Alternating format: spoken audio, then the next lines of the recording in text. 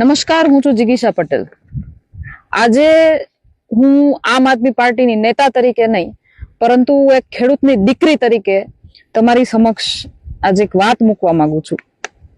આજે ગોંડલમાંથી મને ઘણા બધા ખેડૂતોના એવા ફોન આવ્યા કે બેન, જેતપર ગામ અને કોંઢ ગામની અંદર ખેડૂતો જે માટે ઉપવાસ ઉપર બેઠા છે, એટલે કે વીજ લાઈન, એવી વીજ લાઈનના ઉપવાસ માટે જે બેઠા છે, એવી જ ઘટના આપણા ગોંડલ તાલુકાની અંદર પણ થવાની છે.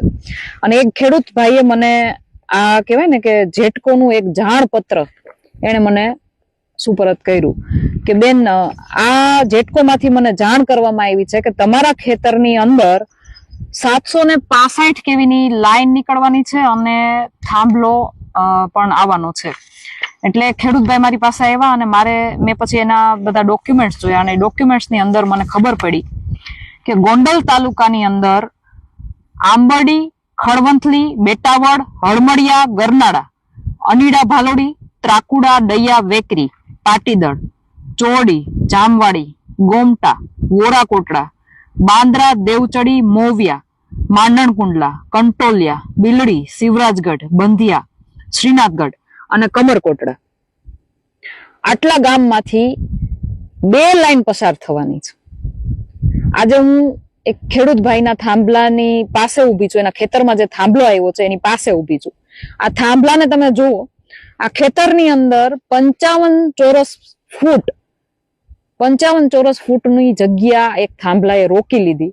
હવે આ ખેતરને જ્યારે તમે વેચવા જાઓ ત્યારે તમને ધારો કે 10 વીઘાનું ખેતર છે અને આ થાંભલો એમાં આવ્યો છે, તો 10 વીઘાનું વીઘે 15 લાખ રૂપિયા હોય, એને બદલે ભાઈને હવે 10 જ લાખ રૂપિયા મળશે. એટલે કહેવાનો મતલબ મારો એવો છે કે વીઘાની કિંમત પણ આ થાંભલાના લીધે ઘટી જશે. બીજું કે આની ઉપરથી 765 કેવીની લાઈન પસાર થવાની છે. 765 કેવીની લાઈન પસાર થાય એટલે એના નીતિ નિયમ પ્રમાણે નીચે તમે ન બાંધકામ કરી શકો, ન કૂવો ગાળી શકો, ન દાર કરી શકો. એટલે આખી જિંદગી તમારે આ ખેતરની અંદર આ નુકસાની ભોગવવાની. એક તો વીઘે કહેવાય ને, વીઘે તમારે ખોટ ખાવાની, અને સાથે સાથે આ બધી વસ્તુ ન થાય એટલા માટે થઈ અને તમારે આખી જિંદગી તમારી પેઢીઓને આ નુકસાન ભોગવવાનું. આજે મારે તમને એટલું કહેવાનું છે કે જે વીજ લાઈન અહીંયાથી પસાર થવાની છે એ અગર જો ભારત સરકારને કઈ ઉપયોગી થવાની હોય અથવા તો દેશ હિત માટે કઈ ઉપયોગી થવાની હોય તો વાત બરાબર છે, તો આ પરિપત્ર બરાબર છે, આપણે આની સાથે સહમત છીએ. પરંતુ આ એક પ્રાઇવેટ કંપનીનો થાંભલો છે અને એ પ્રાઇવેટ કંપની અહીંયાથી જે વીજ લાઈન પસાર કરે છે ને એમાંથી જે વીજળી પસાર થશે ને એ જ્યાં વેચશે એમાંથી દેશને શું ફાયદો થવાનો છે મને કયો. એટલે પેલો એક મહત્વનો મુદ્દો મારે તમને જાગૃતતા એટલા માટે લઈ આવી છે કે સરકાર પોતાની કહેવાય ને કે ઉદ્યોગપતિઓને છાવરવાની નીતિને આપણને દેખાડીને કે અમે સંપાદન કરી દીધું ને દેશ હિતમાં છે ને ગમે ત્યારે સરકાર ધારે ત્યારે તમારી જગ્યા ઉપર સરકારી કોઈ પણ વસ્તુ મૂકી શકે. તો આ સરકારી વસ્તુ ક્યાં છે પેલા તો મારે એ કેવું છે. આ તો પ્રાઇવેટ કંપનીનો થાંભલો છે. તો પ્રાઇવેટ કંપની આપણી માલિકીના ખેતરની અંદર, આપણી જગ્યાની અંદર, આપણા બાપ દાદાની વારસાની અંદર, આપણી વિરાસતની અંદર પોતાનો થાંભલો ખોડી અને કમાય. અને આપણને શું આપે? લોલીપોપમાં 8 થી 10 લાખ રૂપિયા, જે ખેડૂતે જેવા નક્કી કર્યા હોય એવા, અને દરેક ખેડૂતને અલગ અલગ કિંમત. શું કામ ભાઈ? જંત્રીના થોડા ગણા, 2 ગણા કે 3 ગણા વધારીને તમને ભાવ આપે. શું કામ? હાલો, આટલી જગ્યાનો 55 ચોરસ ફૂટના તમને ભાવ આપી દીધા. હવે બાકીના ખેતરના બાકીના વીઘાના ભાવ તમારા ઘટ્યા, એનું નુકસાન કોણ સહન કરશે? આ થાંભલાની નીચે તમે કોઈ પાક વાવ્યો, ઈ પાકમાં જયારે આ લોકો મેન્ટેનન્સ કરવા આવે, ધારો કે કોઈ તાર તૂટી ગયો, ક્યાંયથી છૂટી ગયો, ક્યાંક કઈક તકલીફ થઈ, એટલે એ લોકોની ગાડી આવશે, ઈ મેન્ટેનન્સ કરશે. અહીંયા તમારા ખેતરની અંદર અહીંયા તમે પાક ઉગાડેલો હોય છે, એ પાકની અંદર ઉપર એને જેસીબી કે બીજી ત્રીજી મશીનરી ફેરવશે, એ પાકને નુકસાન જશે. એનું વળતર કોણ આપશે અને કેટલું આપશે? એ ક્રાઇટેરિયા કોણ નક્કી કરશે ભાઈ?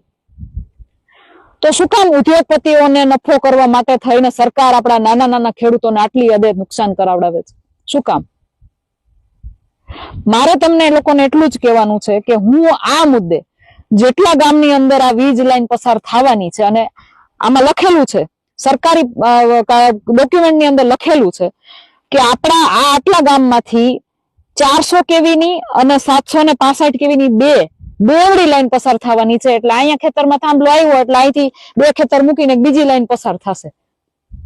એવું બી બને કોઈને મોટો સેઢો હોય, મોટું ખેતર હોય તો એના લાઈનમાંથી 2 થાંભલા નીકળે અથવા 2 લાઈનો નીકળતી હોય. તો શું કામ ભાઈ? એક પ્રાઇવેટ કંપનીને, એક ઉદ્યોગપતિને આપણા કહેવાય ને કે માનનીય વડાપ્રધાનના મિત્રશ્રી એટલે કે અદાણી સાહેબને ફાયદો કરાવવા માટે થઈ અને સરકાર આપણી ઉપર આટલો બધો અત્યાચાર શું કામ કરે? અને આપણે શું કામ માની જઈએ 8-10 લાખ રૂપિયામાં?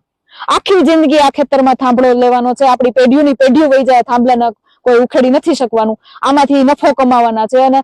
અને કઈ મફત તો ક્યાંય વીજળી આપતા નથી, દિવસે ને દિવસે ભાડા વધારતા જાય. આપણે અહીંયા મીટર એક નાખે છે તો મીટર નું ભાડું લે છે, આપણી દિવાલે એનું મીટર છતાં એનું ભાડું હોય.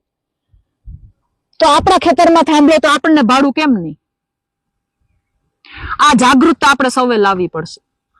જેતપર અને કોટ ગામની અંદર જેમ ખેડૂતો ભેગા થયા છે, સંગઠિત થયા છે, એમ આપણે પણ ગોંડલ તાલુકાના આપણા દરેક ખેડૂતે ભેગા થવું પડશે, સંગઠિત થવું પડશે અને બધાએ સાથે મળીને અવાજ ઉઠાવવો પડશે.